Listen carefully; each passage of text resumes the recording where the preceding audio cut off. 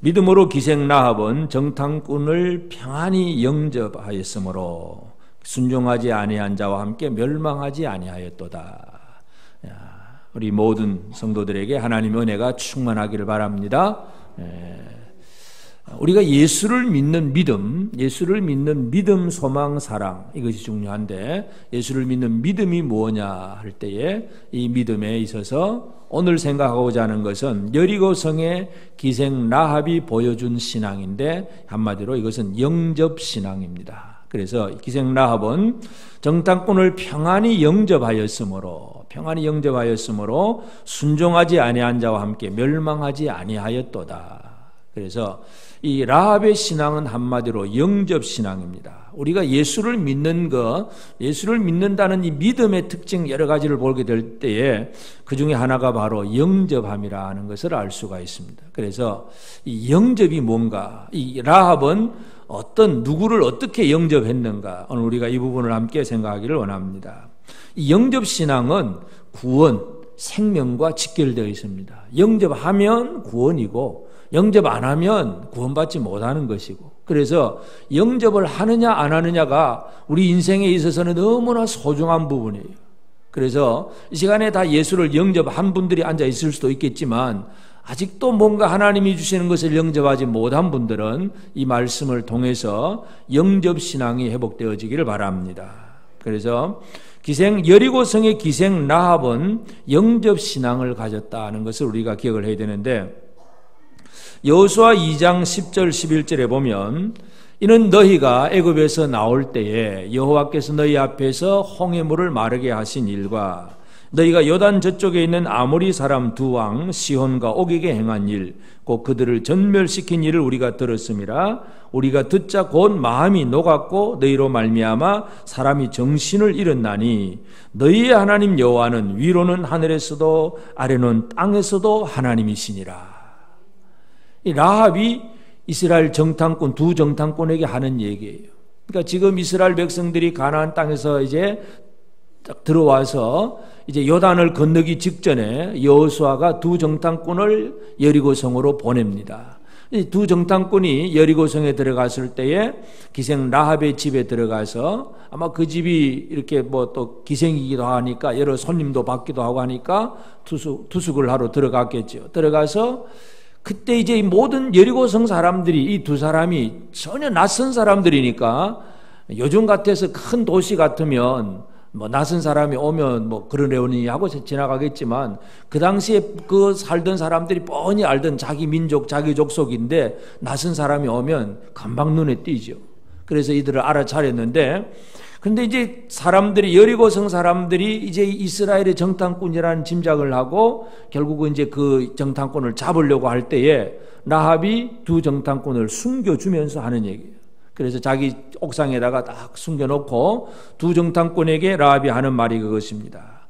너희가 애굽에서 나올 때에 하나님께서 너희 앞에 홍해물, 바다물을 마르게 하셨다. 이건 너무나 놀라운, 이건 어떻게 상상조차 할 수 없는 그런 일들. 그리고 아모리 왕, 또 바산 왕, 이 요단 동편에 있던 두 나라가 완전히 전멸해버리고, 이러한 소문을 여리고성 사람들이 들었다는 얘기예요. 그래서 모든 사람들이 마음이 녹았고 너로 말미암아 사람이 정신을 잃었나니, 두려움과 그 떨림으로 마음의 정신을 잃어버렸다, 그렇게 표현을 합니다.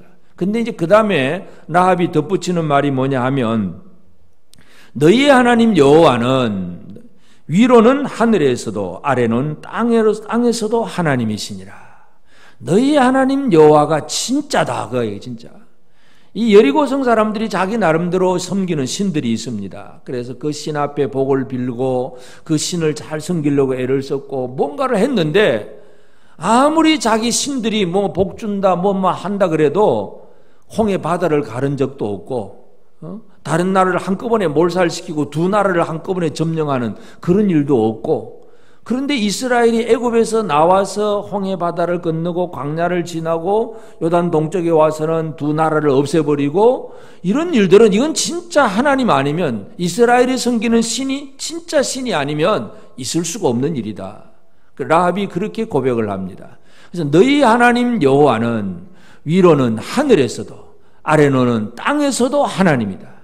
하늘에서도 하나님, 땅에서도 하나님, 진짜 하나님이다. 라합이 고백하는 말이 그거예요. 그래서 라합이 이스라엘에 대한 소문을 들었고 그 소문에 대해서 라합은 하나님이 누구신가를 고백을 하게 됩니다. 오늘 히브리서 11장 31절에 뒤에 보면 이 라합의 신앙과 다른 사람들은 순종하지 아니한 자와 함께 멸망하지 아니하였도다. 그래서요. 순종하지 아니한 자. 그럼 라합은 순종한 자라는 얘기예요. 그러면 하나님께서 두 정탐꾼을 이제 여호수아를 통해서 물론 보냈지만 두 정탐꾼을 여리고로 보냈을 때에 라합과 다른 사람들의 차이점은 뭐냐 하면 순종했느냐 순종하지 않느냐의 차이점이에요. 영접이라고 하는 것은 하나님이 보내신 자를 영접하면 하나님께 순종이 되는 것이고 하나님이 보내신 자를 영접하지 않으면 불순종이 되는 것입니다. 그래서 이 라합의 신앙은 이스라엘에 대한 소문을 들었고 하나님이 누구신가를 알았고 그래서 그 두 정탐꾼을 영접을 하고 그들을 살려주고 그들을 보호하는 것. 이것이 바로 라합이 하는 일이에요. 그러면서 여리고 왕이 이 두 정탐꾼을 찾으라고 이제 군사를 보내가지고 라합이 이제 왔는데 라합은 모르겠다고 시침이 똑대고 지금 밖에 나갔으니까 성문 밖으로 나가시니까 지금 빨리 따라가면 잡을 수 있다고 막 그래놓고 자기는 이제 옥상에다가 딱 숨겨놓고 라합이 참 그 삶을 보면 거짓말도 잘하고요. 또 기생이기도 하고 뭔가 인간적인 윤리 도덕적인 면에서 보면 그렇게 뛰어난 건 없어요. 그런데 하나님은 뭘 보시느냐? 그가 얼마나 착하냐, 얼마나 똑똑하냐 그거 보는 게 아니라 하나님이 보내신 자를 영접하느냐 영접하지 않느냐 하나님이 보시는 기준은 그것입니다. 얼마나 죄를 적게 지었냐 많이 지었냐 하나님 그거 보는 게 아니라 하나님 보내신 자를 영접하느냐 영접하지 않느냐 하나님이 보시는 삶의 기준은 그것인데 라합은 그래서 하나님이 누구신 줄 알고 그 소문을 들었을 때 모든 사람이 두려워하지만 자기는 하나님이 누구신지를 알게 되고 그래서 두 정탐꾼을 살려줍니다. 살려주면서 이제 내가 너희 두 사람을 살려줄 테니까 이제 너희가 이 여리고성을 멸망시킬 때 우리를 살려줘라. 그러면서 두 사이에 언약을 맺습니다. 그러면서 여호수아 2장 12절에 보면 그러므로 이제 청하노니 내가 너희를 선대하였은즉 너희도 내 아버지의 집을 선대하도록 여호와의 이름으로 내게 맹세하고 내게 정표를 내라. 내가 너희들을 지금 살려줄 테니까 너희들이 우리 집을 살려달라. 그러면서 여호와의 이름으로 맹세하고 증표를 내라. 뭔가 이 증거물을 달라는 얘기예요. 여기서 우리가 기억해야 될 말은 라합이 여호와의 이름이라고 하는 단어를 사용하고 있다는 것을 기억을 해야 됩니다. 왜냐하면 여리고성 사람들이 이스라엘의 하나님 이런 정도는 알잖아요. 이런 정도는 아는데 여호와라고 하는 말은 쓸 수가 없어요. 그런데 이 라합은 너희 하나님 여호와의 이름으로 내게 맹세해라. 그리고 또 맹세를 한다는 얘기, 사람이 뭔가를 맹세할 때에는 보다 높은 존재 아니면 변함없는 영원한 것 그런 것들을 두고 맹세를 합니다. 예를 들어서 하늘을 두고 맹세한다. 하나님의 이름으로 맹세한다. 이건 뭐냐 하면 나보다 높고 나보다 영원하고 나보다 절대적인 어떤 존재를 두고 맹세를 하는 거예요. 그러니까 라합이 두 정탐꾼에게 여호와의 이름으로 내게 맹세하고 정표를 내라는 얘기는 바로 그 라합은 여호와 하나님이 참 신이고 높으신 분이고 진짜 자기도 믿는 그런 신이라고 하는 그 사실을 고백하는 것이 바로 여호와의 이름으로 맹세해라 하는 그런 믿음의 표현입니다. 그러니까 라합은 자기가 숨겨준 그 두 정탐꾼들이 그 여호와의 이름으로 맹세하면서 자기를 살려주기를 바라고 있습니다. 물론 라합은 아직 이 여호와의 이름으로 이루어질 일들에 대해서 귀로는 들었지만 소문은 들었지만 눈으로 본 건 없습니다. 홍해가 갈라지고 요단 동쪽의 나라들이 멸망을 당하고 다 이제 들려지는 소문을 들었지만 눈으로 본 건 없어요. 그러나 눈으로 본 건 없어도 이스라엘의 하나님 여호와가 진짜 놀라운 분이라는 사실을 믿음으로 받아들이기 때문에 그 여호와의 이름으로 맹세하라 그렇게 얘기를 하고 있습니다. 그래서 이 영접신앙이라고 하는 것은 하나님이 참신이라는 것 그리고 하나님이 최고의 신, 절대적인 신이라고 하는 그런 고백을 하는 것입니다. 그래서 영접을 하는데 누구를 어떻게 영접하느냐? 아무나 영접하는 게 아니라 진짜 영접해야 될 대상, 하나님, 살아계신 그 신이 누군가, 진짜 전지전능하신 분이 누구이신가, 이것을 깨달아야, 알아야 영접을 할 수가 있고, 또 그 이름을 붙들어야 영접이 되는 것입니다. 그 이름을 붙잡고 그 이름으로 맹세하기를 두 정탐꾼에게 그렇게 요구를 합니다. 그래서 두 정탐꾼과의 이제 언약이 뭐냐 하면, 그러면 좋다. 우리가 이제 이렇게 나갈 테니까 이제 여리고 성벽이 뺑 둘러 있고, 그 라합의 집은 성벽 위에 집이 있습니다. 성벽 위에 집이 있어서 참 이 창문은 바로 성 바깥으로 내려갈 수가 있으니까 두 정탐꾼을 줄로 달아 내려줍니다. 줄 타고 이제 도망을 가게 되는데, 줄 타고 도망가면서 그러면 우리를 달아내린 이 창문에 붉은 줄을 매라. 붉은 줄을 매놓고 너희가 살려고 하는 사람들은 이 집 안에 모여 있어라. 그리고 절대로 이 비밀은 누구에게든지 누설해서는 안 된다. 비밀을 지키고 붉은 줄이 매어져 있는 이 집에 들어와 있으면 살 것이다. 두 정탐꾼이 약속한 내용은 그것입니다. 그래서 라합은 그 약속을 신뢰하고 다른 사람에게 비밀을 말하지 않으면서 자기의 가족 식구들, 친척들을 그 집 안으로 불러 모읍니다. 그러니까 친척들은 왜 오는지는 모르지만 하여튼 라합이 불러 모으니까 그냥 그 집에 왔다가 이제 결국 구원받게 되는데, 라합의 영접신앙은 정탐꾼과의 약속을 지키면서 창밖으로 붉은 줄을 메어놓고 구원의 날을 기다리는 거예요. 구원의 날. 그래서 다른 사람에게 비밀을 누설하지 않고 그 집에 붉은 줄을 메어 놓았다는 얘기는 그의 삶이 이미 나는 여리고성 사람이 아니고 나는 이스라엘 편에 선 사람이다. 이걸 표시하는 것이 바로 붉은 줄을 메어 놓은 거예요. 여러분, 여리고성은 지금 이스라엘이 어떻게 합니까? 하루에 한 바퀴 빙 돌고 가고 나팔 불고 사람들이 행렬을 해서 한 바퀴 돌고만 가는 거예요. 여리고성 사람들이 볼 때는 참 이상한 일입니다. 아니, 적군이 쳐들어왔으면 막 돌을 던지든 화살을 쏘든 뭘 하든 무기로 공격을 해와야 되는데 전혀 공격은 하지 않고 하루에 한 바퀴 빙 돌고 가버리고, 이튿날도 그렇고 엿새 동안 그렇고 계속 한 바퀴씩 돌고만 집에 가잖아요.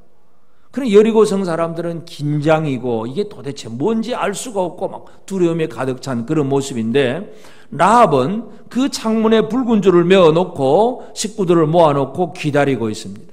이건 뭐냐 하면 마음속에 우리는 이스라엘 하나님의 백성이 되었다고 하는 표시로 그 붉은 줄을 메어놓은 겁니다. 이게 바로 기생 라합이 보여주는 영접신앙입니다. 이 두 정탐꾼을 영접함으로써, 하나님이 보내신 자로 영접함으로써 이들과 맺은 언약 때문에 우리는 살 수 있다. 이것이 바로 기생 라합이 나타내고 있는 영접신앙입니다.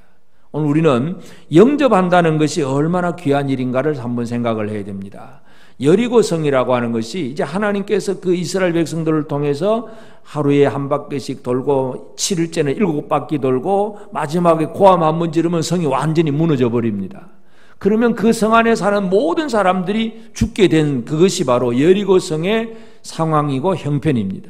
그런데 라합의 집은 그런 가운데서도 창문에 붉은 줄 매놓고 끊임없이 기다리고 있다는 거예요. 이러한 것이 바로 두 정탐꾼을 영접했기 때문에 그런 신앙의 모습을 보입니다. 그러니까 다른 집 사람들은 그게 뭔지도 모르죠. 왜 붉은 줄이 메어 있는지도 모르고 또 어떻게 해야 될지도 모르고, 여리고성 사람들은 아무것도 할 수가 없는 상태에서 라합은 두 정탐꾼을 영접을 했기 때문에 자기들이 할 일이 무엇인가를 분명히 알고 붉은 줄을 메어놓고 기다리고 있습니다. 여기서 이제 우리가 생각해야 될 것은, 이 영접신앙이라고 하는 것은 우리가 신앙 전체가 다 마찬가지지만 하나님이 주신 특별한 은혜라고 하는 사실을 기억을 해야 됩니다. 라합이 똑똑해서도 아니고 뛰어나서도 아니라 하나님이 라합으로 하여금 그런 영접신앙을 가지게 하셨다는 사실, 이것을 우리가 이해를 해야 됩니다. 왜냐하면 라합이 이스라엘에 대한 소문을 들었을 때에 라합은 다른 사람과 다르게 뭔가를 깨닫습니다. 여리고성 사람들은 똑같은 소문을 들었지만 똑같은 소문을 듣고 모든 사람들이 두려워하고 마음의 정신을 잃어버리고 큰일 났다, 못 살겠다, 어찌할꼬 이까지밖에 안 돼. 모든 사람들이 두려워서 벌벌 떨고 있는데 라합이 알게 된 게 뭐예요?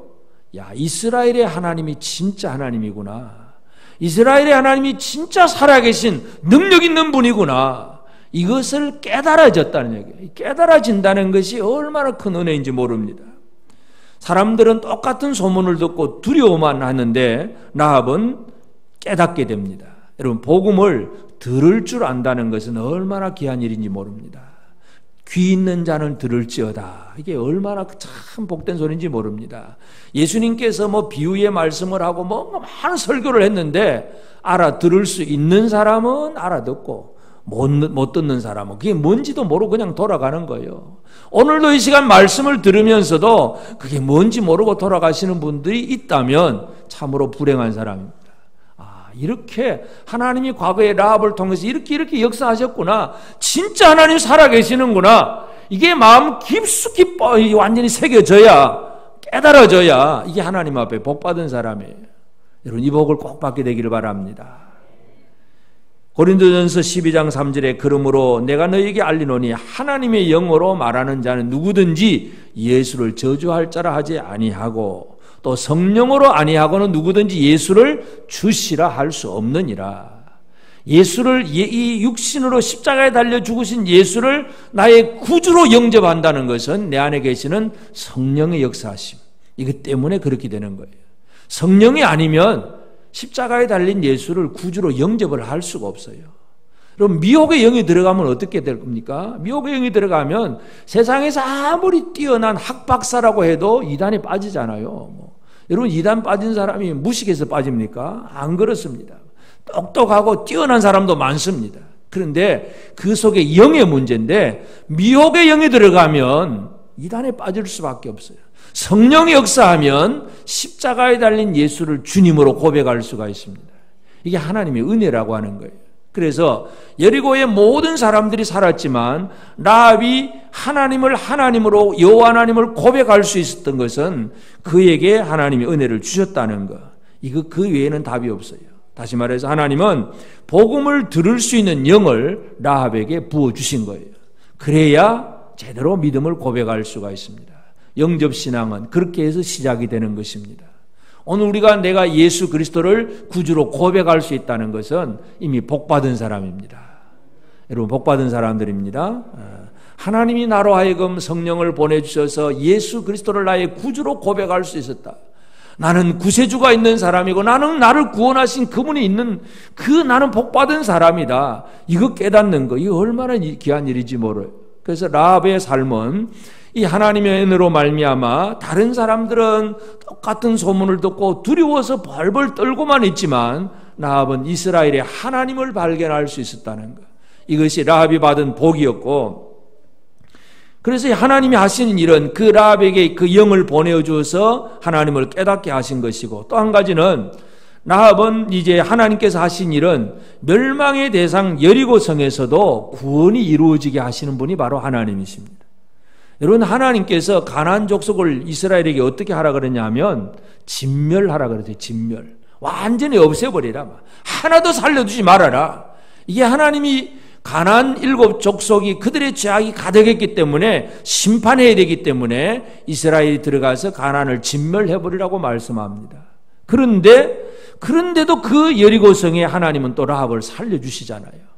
이 아이러니, 이것을 우리가 잘 생각을 해야 됩니다. 멸망의 대상 가운데서도 다 진멸되어야 될 가나안 족속 가운데서도 하나님의 백성 이스라엘 안으로 들어올 수 있는 그런 구원의 길을 만들어 주신 것이 바로 하나님의 귀한 은총이고 사랑입니다. 하나님이 여리고성의 기생 라합을 이스라엘의 그 거룩하고 정결한 백성으로 영접해 주신 거예요. 라합이 정탐꾼을 영접한 것 같지만 실제로 보면 하나님이 라합을 영접해 주신 거예요. 네가 이 백성에게 들어오너라. 그게 하나님의 구원입니다. 유대인들은 이 유대인들의 순수성, 이 순수한 혈통을 참 많이 강조를 합니다. 우리만 하나님의 택한 백성이고 선민이다. 이거 강조하면서 예수님 당시에 그들은 어떻게 했습니까? 이방인들, 특별히 사마리아 사람들, 이는 사람으로 취급도 하지도 않습니다. 개처럼 취급합니다. 세리, 죄인, 이방인 이런 식으로. 아니, 사람으로도 보지도 않습니다. 이게 유대인들이 가지고 있는 선민 사상이에요. 그런데 마태복음을 기록한 마태가 이 예수님의 행적을 쓰면서 마태복음 1장에 무슨 얘기를 씁니까? 누구 얘기를 씁니까? 마태복음 1장 예수님의 족보를 기록합니다. 그런데 그 예수님의 족보 속에서 나오는 여자들이 있죠. 여자들. 성경 퀴즈 내면 맞추는 사람도 있고 못 맞추는 사람도 있어요. 마태복음 1장에 나오는 여자들 이름 대라 그러면 잘 모를 수도 있습니다. 그런데 그 중에 특별히 오늘 라합, 그리고 그 다음에 나온 룻. 라합은 여리고성 사람이고 룻은 모압 여인이고 이방인들. 그러니까 이방 여인들이 이스라엘 안으로 아브라함의 후손이고 예수의 족보에까지 들어온다는 얘기예요. 이것을 잘 이해를 해야 됩니다.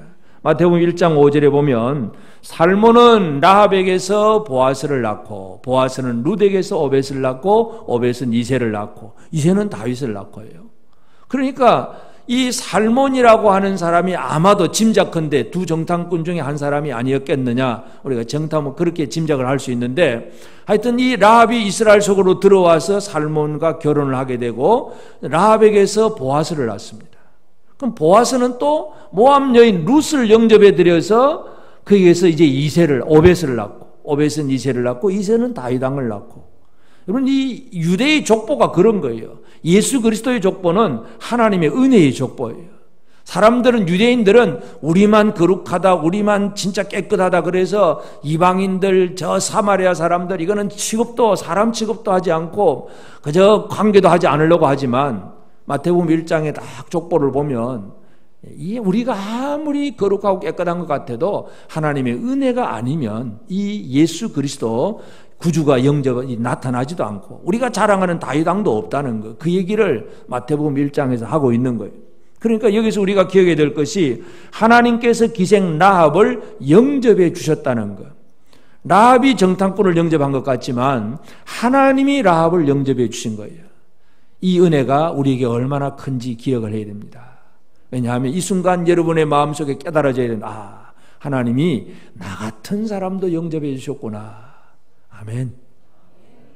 하나님이 나보다 좀 똑똑한 사람만 영접해 준 게 아니고 나보다 좀 더 깨끗하고 거룩한 사람만 영접해 주는 게 아니고 나 같은 사람도 영접해 주셨구나. 이게 깨달아져야 돼요. 이게 하나님이 주신 은혜인데 라합은 하나님을 알게 되고 하나님이 그 라합을 살려주신 거. 라합도 그렇고 그 다음에 나오는 모압 여인 룻도 마찬가지고 하나님이 그들을 이스라엘의 혈통 속으로 예수님의 족보에까지 오를 수 있도록 그렇게 놀라운 은혜를 주신 것, 용납하시고 영접해 주시는 것이 바로 하나님이 하시는 일입니다. 오늘도 하나님은 우리에게 이와 같은 은혜를 베푸십니다. 깨닫게 하시고 받아들여 주시고, 그리고 실제적으로 이제 그 여리고성을 무너뜨릴 때 어떻게 하시느냐 하면, 여리고성이라고 하는 걸 아까 말씀드렸듯이 이제 이스라엘 백성들이 빙빙 돌다가 마지막에 고함 한 번 지르면 다 무너집니다. 그러면 참 있을 수 없는 일이 그냥 다 무너지긴 하지만 결국은 안 무너지는 곳이 있다는 얘기죠. 안 무너지는 곳이 뭐 어디겠습니까? 라합의 집은 성벽 위라 그랬어요. 성벽 위에 라합의 집이 있고 그 성벽 위에 그 달동네 같은 그런 집을 하나 짓고 그게 이제 창문에 붉은 줄을 매놓고 있는데, 라합을 살리려면 하나님이 어떻게 하셔야 됩니까? 다른 성벽은 다 무너뜨려도 라합의 집에 있는 성벽은 안 무너뜨리시잖아요. 이게 하나님의 특별하신 은총이에요. 그래서 여리고성을 무너뜨릴 때에 붉은 줄이 있는 라합의 집은 하나님이 구별하신다. 심판을 하실 때에 아주 정확하게 정밀하게 심판하시는 그런 하나님을 우리는 기억을 해야 됩니다. 요즘 사람들이 이제 뭐 무기를 만들면서 무기를 가지고 정밀성을 얘기하잖아요. 막 예를 들어서 막 미사일을 쐈는데 오차범위 몇 미터 안에 명중한다. 그래서 진짜 정확하게 명중하면 진짜 최고의 무기 같잖아요. 근데 진짜 정확한 하나님의 미사일, 심판의 미사일은 어느 정도입니까? 다른 여리고성을 다 무너뜨려도 라합의 집은 무너지지 않도록 딱 구별하시는 하나님. 이 구별하시는 하나님, 심판을 정확하게 하시는 하나님, 이 하나님을 우리가 기억을 해야 됩니다. 고센 땅을 구별하신 하나님이신데 애굽에 재앙을 내릴 때 마찬가지인데, 출애굽기 8장 22절에 보면 그날에 나는 내 백성이 거주하는 고센 땅을 구별하여 그곳에는 파리가 없게 하리니 이로 말미암아 이 땅에서 내가 여호와인 줄을 내가 알게 될 것이라. 처음에 나일 강물을 피로 만들고 개구리가 올라오고 티끌이 이가 생기고 이것까지는 하나님이 구별하지 않았어요. 이스라엘 사람들도 고생 좀 했습니다. 그런데 네 번째, 이제는 파리재앙을 내릴 때부터 하나님이 하신 말씀이 애굽 전역에 파리떼가 가득하게 될 것이다. 그러나 고센 땅은 이제는 구별할 것이다. 파리가 한 마리도 이스라엘 사람들이 있는 곳으로는 들어가지도 않습니다. 파리가 뭐 IQ가 있어서 그렇게 했습니까? 하나님이 안 보내시면 파리 한 마리도 어떻게 할 수가 없는 거예요. 여러분, 하나님은 정확하게 구별하시고 구원할 자를 구별하고 심판할 자를 구별하시는 하나님이십니다. 그래서 보호할 곳, 심판할 곳, 하나님은 정확히 구별하셔서 꼭 집어서 심판을 하시고 구원하실 자를 꼭 집어서 구원하시는 하나님이십니다. 하나님께서 꼭 집어서 구원하셨다는 사실을 기억하십니까? 이 땅에 많은 사람들이 살고 있지만 하나님이 나를 콕 집어서 핀셋으로 찢듯이 꼭 집어서 나를 건져 올리셨다는 거, 내가 그렇게 택함 받았다는 거, 이게 얼마나 크신 은혜인지 모릅니다. 라합은 그와 같은 은혜를 입은 여자가 되었습니다. 그래서 이제 오늘 우리에게 중요한 것은 하나님께서 라합에게 주신 영접신앙인데, 이 영접이라고 하는 것, 그럼 우리가 무엇을 어떻게 영접해야 되는가? 물론 이 영접을 지금 잘하고 있는 분도 있겠고 아직 잘 안 되는 분도 있겠지만, 우리가 영접해야 될 부분, 영접신앙으로 영접해야 될 대상이 있는데, 제일 중요한 것, 첫 번째는 뭐냐면 하나님의 말씀을 내 마음속에 영접하는 것. 이것이 우리에게 가장 이제 제일 출발점입니다. 데살로니가전서 1장 6절에 보면, 또 너희는 많은 환난 가운데서 성령의 기쁨으로 말씀을 받아 우리와 주를 본받은 자가 되었으니. 이 데살로니가 교회는 많은 환난 가운데서요, 뭐 편안한 데도 아니에요, 환난 가운데서 기쁨으로, 성령의 기쁨으로 말씀을 마음에 받았다.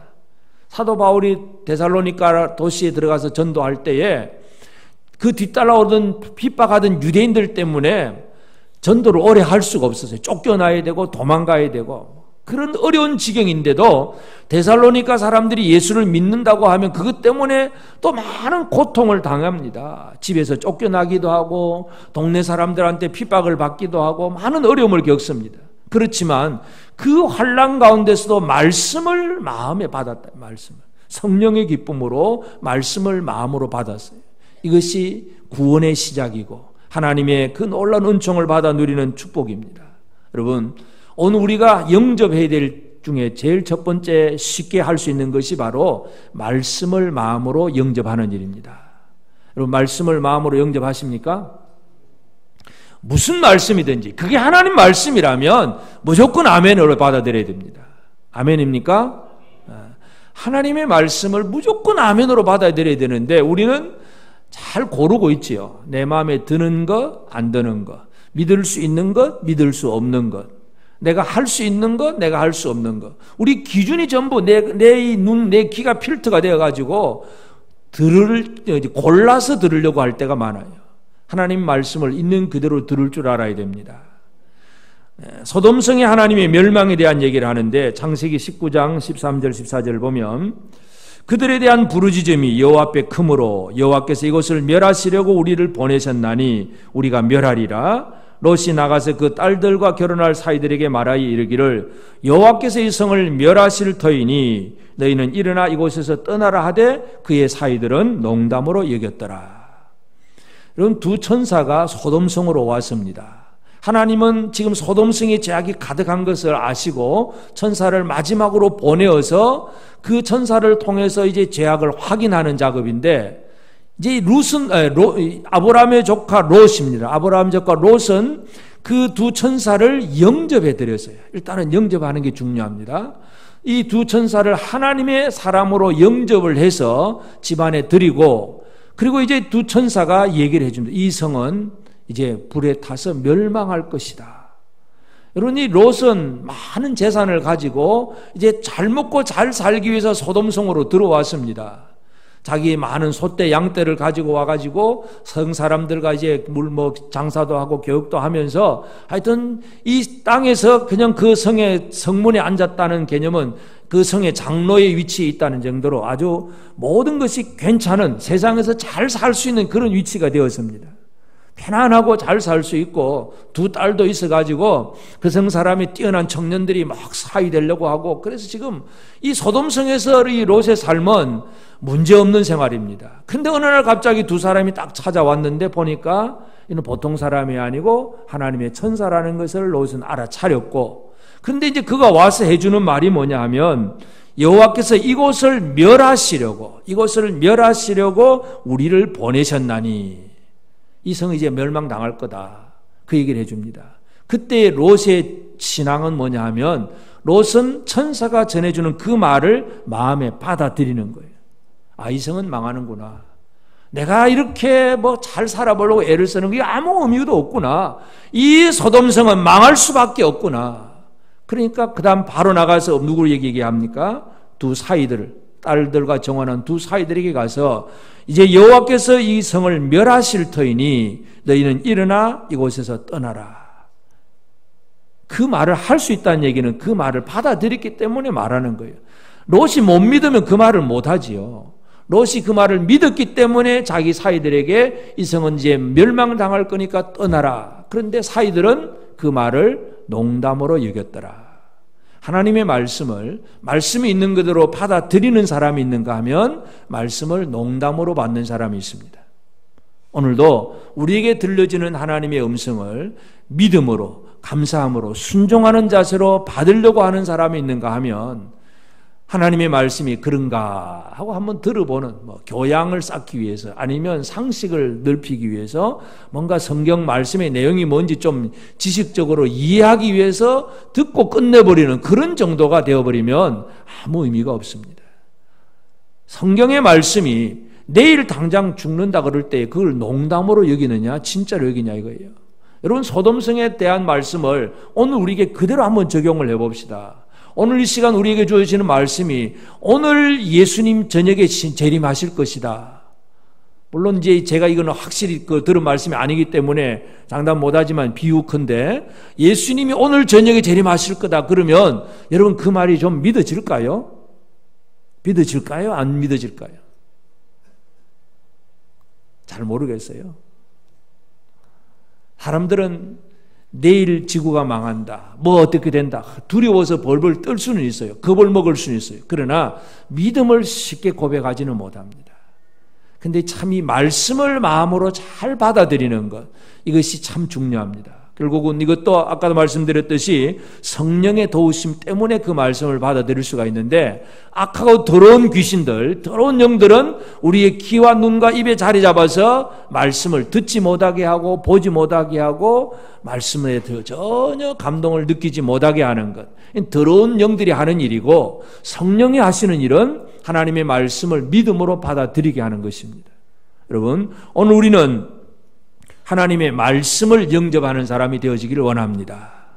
말씀을 제대로 영접해야 그 말씀에서 나오는 복을 누릴 수가 있고, 말씀이 경고하는 말을 제대로 받아들이면 그 경고하는 위험에 빠지지 않는 안전한 생활을 살아갈 수 있습니다. 말씀의 경고와 또는 약속을 그대로 믿지 못하면 내 마음대로 살겠다는 얘기인데, 내 마음대로 살면 내 마음대로 살다가 죽을 수밖에 없고, 하나님의 말씀을 영접하는 사람이 그 안에서 제대로 살 수가 있습니다.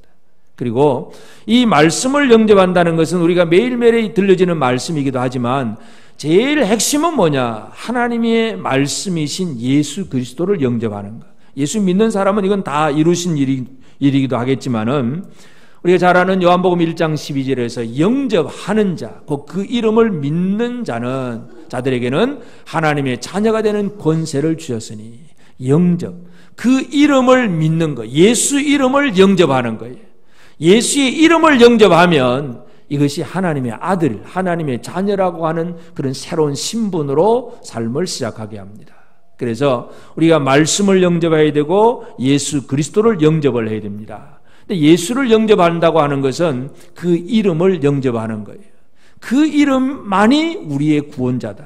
그 이름만이 나를 구원하신 진정한 구세주라고 하는 사실을, 그것을 받아들이는 것이 바로 하나님이 보내신 자를 영접하는 것이고 하나님의 아들 된 삶을 사는 것입니다. 예수 이름이 구원이지 다른 이름은 구원이 없습니다. 신천지의 이만희 그 교리를 보면 각 세대별로 구원자를 두어가지고, 그래서 뭐 옛날 모세 시대 모세가 구원자고 여호수아 구원자 이런 식으로 해가지고 결국 예수가 마지막에 구원했는데 예수 이후는 결국 자기가 이렇게 계시게 받고 보니까 내가 이만희가 이제 구세주다 이거예요. 여러분, 다른 모든 구약의 사람 인물들이나 신약의 사도들도 다 마찬가지 구원의 복음을 전하는 자가 될지언정 구원자는 아닙니다. 여기에 속아 넘어가 버리니까 사람들이 야, 신령하다, 그 사람 없으면, 그분이 없으면 진짜 큰일 날 것 같아서 그런 미혹을 당하는 거예요. 구원자는 예수 그리스도밖에 없습니다. 오직 예수 이름만이 우리를 구원하신다는 이 사실을 분명히 기억을 해야 합니다. 그래서 예수 이름을 영접하는 이것이 바로 하나님의 아들 된 삶을 사는 거예요. 그래서 우리 육신을 입고 오신 예수, 하나님의 보내신 자라 그 아들로 영접하는 것, 이것이 중요하고, 그 다음에 이제 우리가 실제적으로 우리가 영접하는 데 있어서 또 필요한 것들은 하나님의 보내신 자를 영접하는 것인데, 이 하나님의 보내신 자, 이 전도자, 어떤 말씀 전하는 자를 영접하는 것도 참 귀한 일이에요. 그래서 전도자를 영접하면 그 전도하는 복음을 받아들이는 사람이 복음에 약속된 그 복을 누릴 수가 있습니다. 예수님이 제자들을 보내면서 어떤 사람을 찾으라고 하셨냐면 마태복음 10장 11절에 보면 어떤 성이나 마을에 들어가든지 그 중에 합당한 자를 찾아내어 너희가 그 떠나기까지 거기서 머물라. 예수님이 제자들을 둘씩 보내면서 어떤 마을에 들어가든지 거기에서 합당한 자를 찾아라. 합당한 자.